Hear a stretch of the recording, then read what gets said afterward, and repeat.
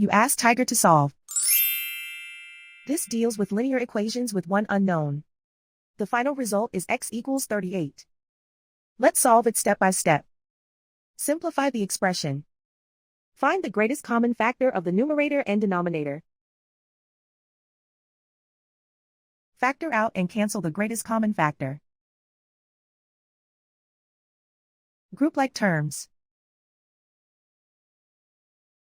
Simplify the arithmetic.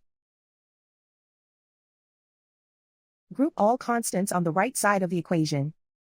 Subtract 143 from both sides. Simplify the arithmetic.